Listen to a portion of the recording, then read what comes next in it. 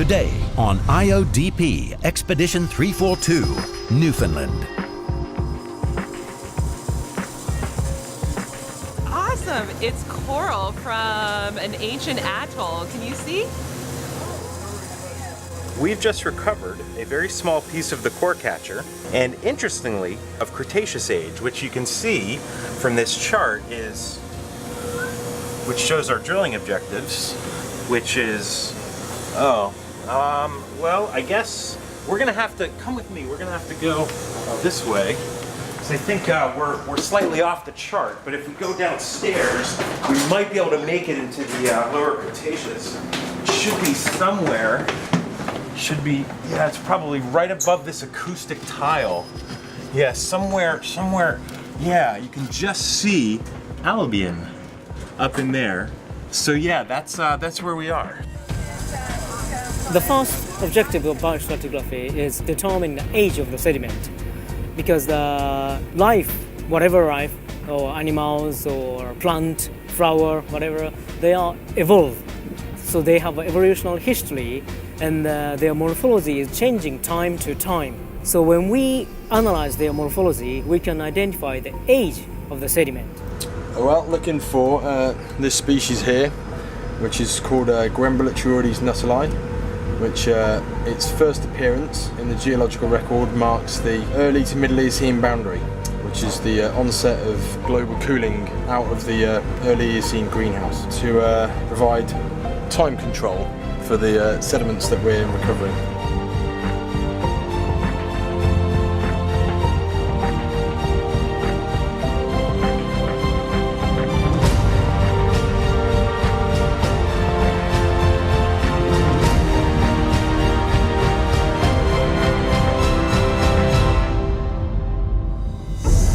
Chocolate ice cream. It's a forum sand. Lots of forum, everything forum, like that. Well, you know, it's scratchy, it's got lots of big forams in. Hiroshi knows already it's Pleistocene. It's a Pleistocene. He's a biostratigraphic ninja. If you look at the microfossils, it's quite abundant within sediment. Phytoplankton, nanofossils, and planktic forum, benthic forum, and the radiolarians have silicious test. So we need to use some organisms which have hard part. So we can identify those fossils and find fossils almost wherever in the ocean. So that is quite a big advantage for those four groups of microfossils. Planktic forum is very important for climate event. Here it is. Like that, you see? So if we look at climate system in the past hothouse or greenhouse, then we can predict what happens in the future. We know that we are releasing carbon dioxide into the atmosphere. We know that carbon dioxide is a powerful greenhouse gas. We can measure the amount of carbon dioxide in the atmosphere today, and we can measure the amount of carbon dioxide in the atmosphere in the past. So the trillion-dollar question is, what is climate sensitivity? What we mean by climate sensitivity is, for a given CO2 forcing, how much will global temperatures respond? And that is the trillion-dollar question that we are seeking to address with our expedition.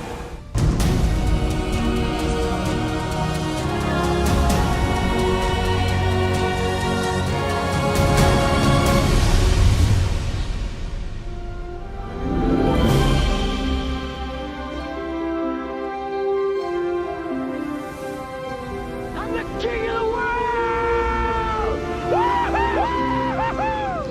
Find her.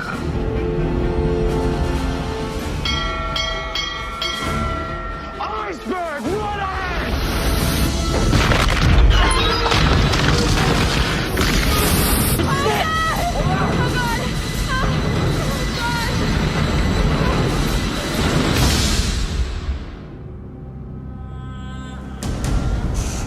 And another drop stone at the top of the core. I've been seeing these the whole time. What is that?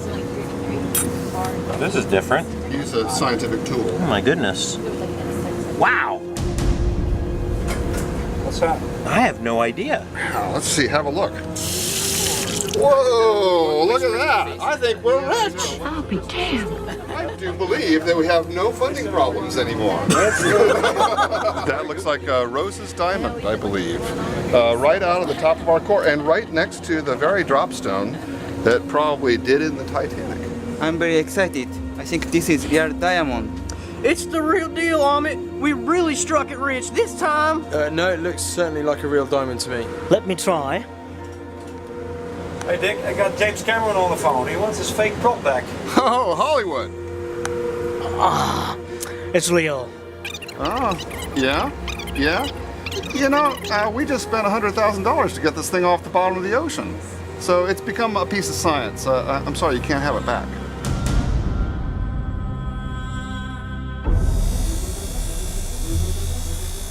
This was a really crazy day. Just as I got off shift last night, we were in the middle Eocene, and then we went into the lower Eocene, that white ice cream looking stuff. We jumped across the Paleocene-Eocene boundary. This is the Paleocene, maybe the PETM, probably not.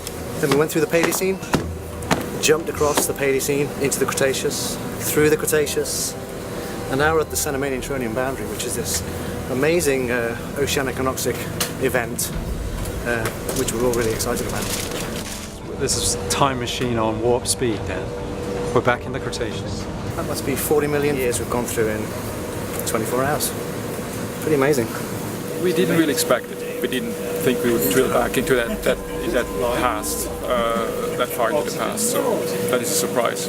These are extreme events in the carbon cycle, often associated with warming and stagnation of the ocean, so that you end up with these accumulations of carbon. It's a brilliant way for the Earth system to get rid of excess CO2 in the atmosphere by burying carbon as organic matter in the ocean floor. These events that are anoxic events that preserve organic matter, and in some cases this organic matter can accumulate, and under the right conditions and right temperature and burial can be the source of oil and natural gas.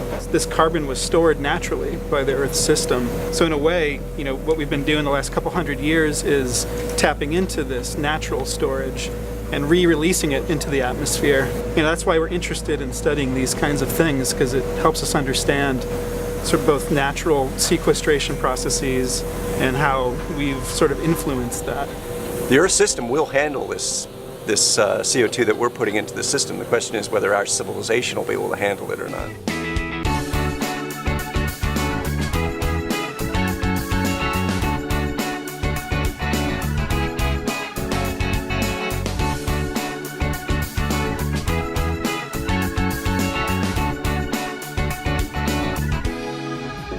Hey you guys, I'm so glad you were here for Expedition 342 on board the JOIDES Resolution. You helped us learn so much about the Eocene, a time when it was much warmer than it is today. But you know what? Maybe you'll be able to tell your cousins, the whales, the horses, and the modern day primates all about the Eocene, because today the Earth is actually getting a lot warmer.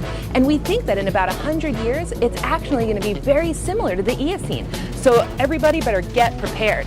Now, I'm really happy you're here, even though you tried to escape in the lifeboat and you are stealing things in the lab. Wait a minute, where did Charlie Darwinius go? Oh, not again.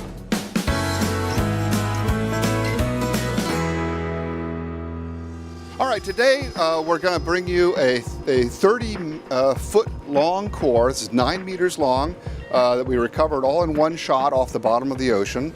This represents about 400,000 years of Earth history, and you can see that it consists of varying colors of clay.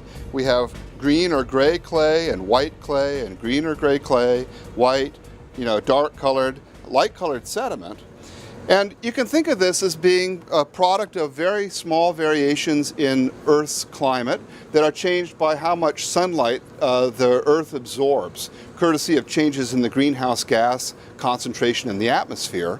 And I think about it as being a little bit like playing with a TV remote, where if you push the button, you go from like the classical station, or if you push the button the other way, you go to MTV. So we go from, the classical to the MTV, the classical, the MTV, and so forth, on through this kind of climate cycle.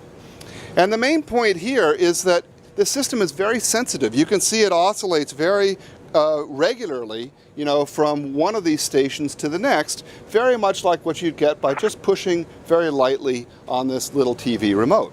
So if we keep on going down the thing, you can see the regular oscillations of the climate cycle running through the whole thing. And now look back at 400,000 years of Earth history right there, just one light and dark stripe after another. So that's the natural system. That's the way the climate usually works, this very sensitive little trigger on my remote. But you can think about us as also being a climate player. We're adding greenhouse gases to the atmosphere, courtesy of burning fossil fuels. And it's like we're holding our finger on the remote, okay, flipping us into a brand new channel that we haven't seen for maybe 30 million years of Earth history. And that's pretty remarkable because we're doing that just in the next century.